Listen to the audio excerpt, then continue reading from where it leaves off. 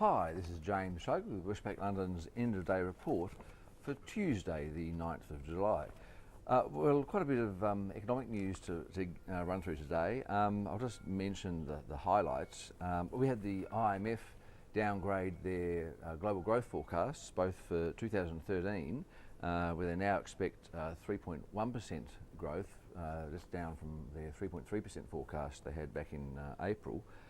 We were on 3.2% at Westpac, so very close on the view for this year.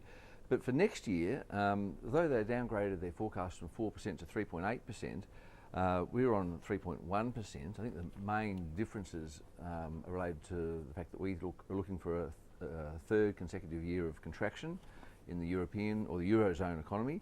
We're looking for a 0.6% decline in output there, whereas the IMF has just shaved their forecast back from 1.1% growth to 0.9% growth. And they're more upbeat on the US economy than us, but they've also downgraded their forecast there from 3% down to 2.7%. We're on 2.2% for the US next year. I won't run into all the reasons why, but it's worthwhile noting that I think that's the fifth straight downgrade for 2013 growth that the IMF put in place in terms of their forecasts, and we're looking for them to continue revising down their 2014 forecast as well, as it becomes more obvious that the US economy is going to be impacted by sharply high mortgage rates and the headwinds that continue to confront it, and as it becomes more obvious that the Eurozone is not about to jump out of its nearly 2-year-old recession. We had some data in the US. The National Federation of Independent Businesses put out their small business optimism survey. It fell slightly in June. This survey has actually repeated itself already 3 times. 2010, 2011, 2012, we saw an early year peak and then a subsequent sharp drop in that index. Remarkably similar patterns coming through in those 3 years. And 2013 is shaping up just the same. So we've seen a early year high of 94.4.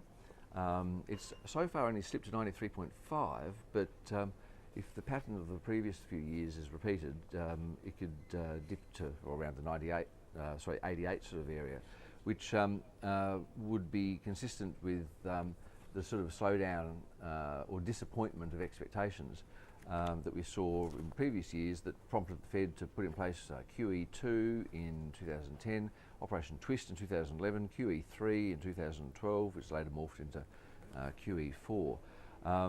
So, like as with the ISM surveys for the US, there's real signs of weakness there, and for us it's not yet a done deal that the growth outlook for the US justifies the Fed tapering its asset purchase program.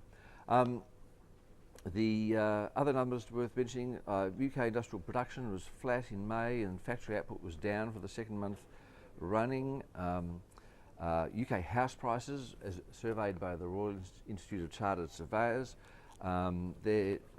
they showed a net balance of 21% of surveyors now assessing prices as higher, which is the steepest rise we've seen, because that's up from 5% in May, since the slump in housing back in 2008-2009. And it seems that the funding for lending scheme that the Bank of England and the Treasury have put in place, it's been accessed by banks to provide cheap funding for particularly buy-to-let investors, and seems to be supporting the housing market. Well, it's going to help the electoral chances, I suppose, of the government, to the extent that people see house prices rising, but that was where a lot of these problems started last decade, of course.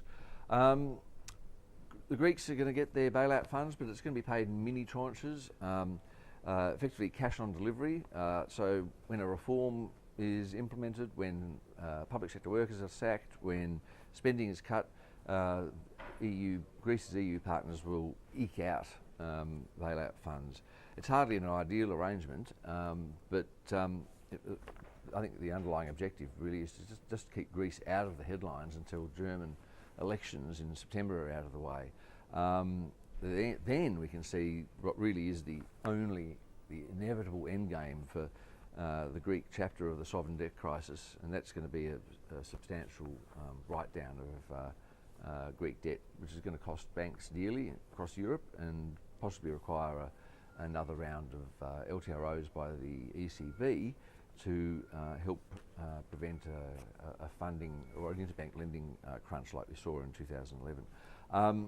Actually, on that, one of the ECB council members seems to have fluffed a bit when he said that the ECB's forward guidance about keeping rates at current levels or lower would be for longer than 12 months. And he also talked about the possibility of there being another LTRO down the track.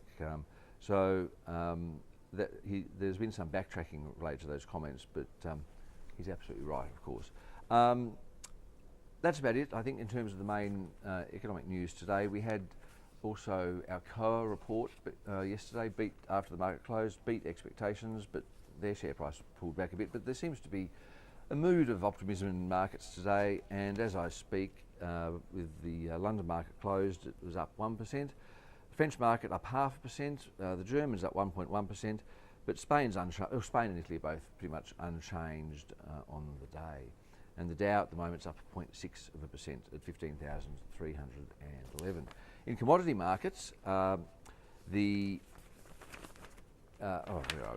In commodity markets, too many sheets of paper. We've got copper prices down 1.2% today. Oil prices up 0.2% at $103.34 a barrel, and gold's up 1% at $1,247 an ounce. The Aussie dollar's at 91.8 or 91.7 US cents at the moment. It did touch 92 cents earlier today, but it's just pulled back a little bit there. But remember, it started this week at about 90.4, so we're up about 1.5 cents from the early week lows. Aussie jobs and unemployment numbers come up on Thursday, so we look forward domestically there, and I'll be back to preview them tomorrow and to talk about market developments over here around the same time as always.